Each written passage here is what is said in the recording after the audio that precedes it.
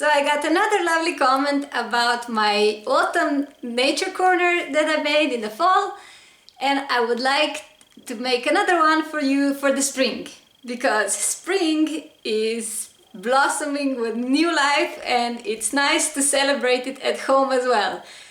These days we are not so much connected to nature as we used to be, and it's nice to bring some nature inside, especially when it's really cold and we've got some rainy snow and snowy rain coming up next week.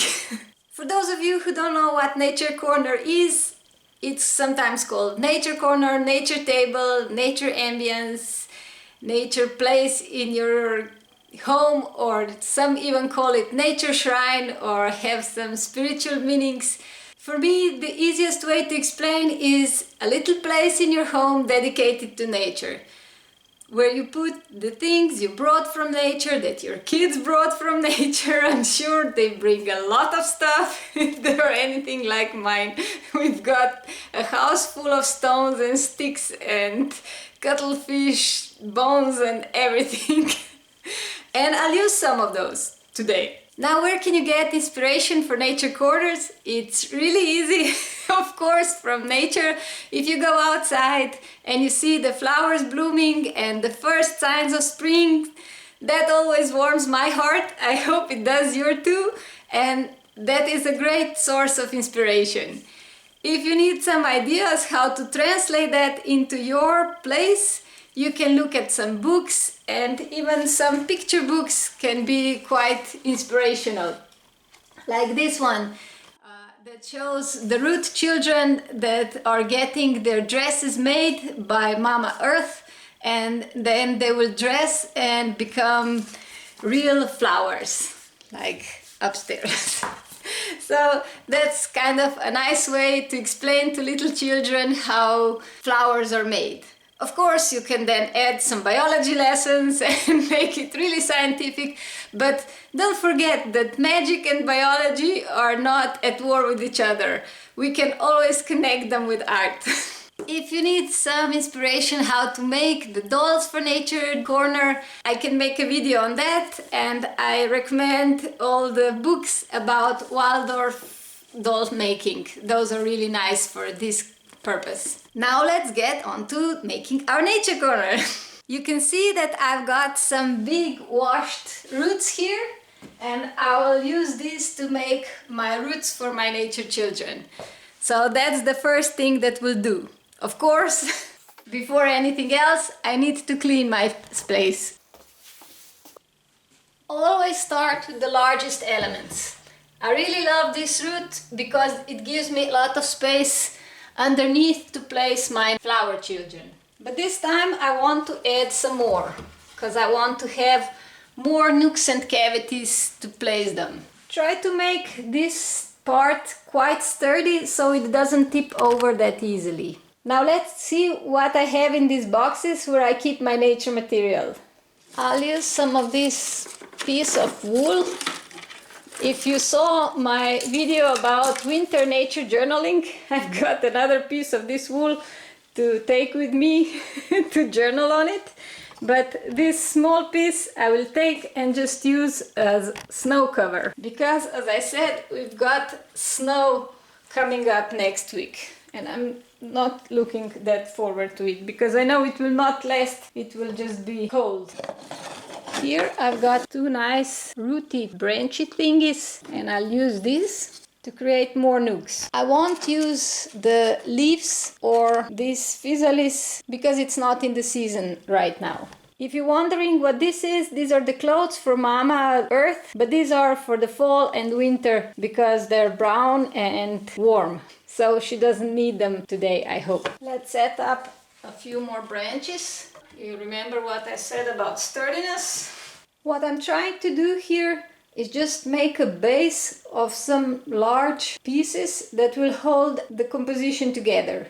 Now I will not use any of these pine cones because these are more fall related, and I will not use these feathers because they're also not appropriate, but I might use some of this moss. Here I've got shells and we'll use that in the summer. Walnut shells that we'll use in autumn if you'll stick with me. So subscribe. Coconut shells and more little pieces. I really like these and I will use this. I really like this moss. Toadstools, not for today. I like this rock. I might use this one. Some nice gems. I might use some of these because these are like frozen droplets that are still left around, especially if you go for a walk in the morning in the woods. And I'll use this. This is something that's used for little pets like guinea pigs. I think it's for their nestling material, but I got this in a pet shop. It's just natural cotton and it's really soft and nice, and I will use it as snow today. So here are the materials that I've chosen, and now let's set it up. You can make your nature corner anywhere. It doesn't need to be on the windowsill. For me it's just nice because there is a lot of space. And for this snow, I will put it on top of things. This represents the ground and the snow on it. I'll add this stone because we see a lot of stones this time of year because they're not covered, and of course some mossy materials as well. Don't be afraid to rearrange until you find something that looks nice to your eye. We are all different, and it just might happen that you will make a nature corner that somebody else might not like. They don't need to. It's made for you or for your kids, and FYI, kids really love anything that you make like this, especially if they are allowed to touch it and rearrange it themselves as well. I want to somehow push this because I want to break this big spot here. I've got a few more elements like this empty shell and some of these droplets. Just add them wherever you like. I like to think about the places where water drops might form or where some water might freeze, and that's more likely on some round space, so I put them there.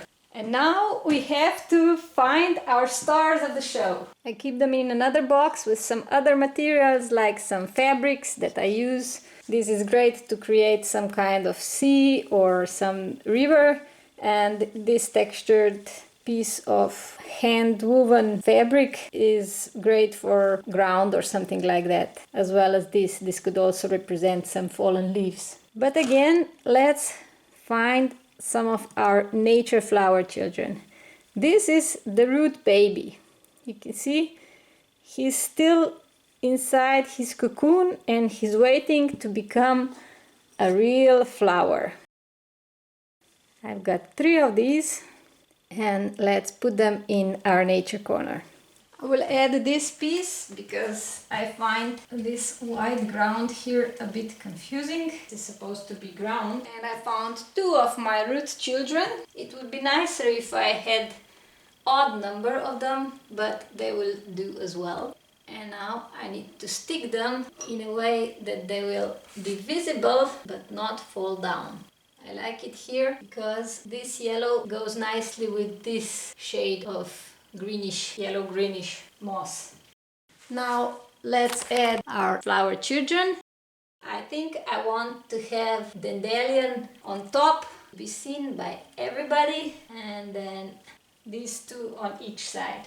I also found a bird, and I'll put this one here on this branch. I have no idea where we got this bird. It was probably on some gift or something, but it's nice. Another trick, if you have little children, make sure that things look nice and interesting from their perspective. We're used to seeing things from our angle, but children are smaller, so they see things differently. So make sure it looks nice from their height. Let me show you through.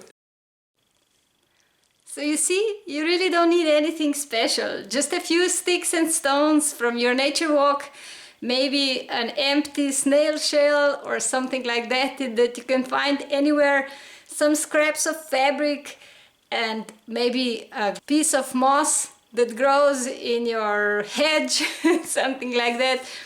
And then you make do with what you have, and you can make some dolls for your nature corner. You don't need a lot for this.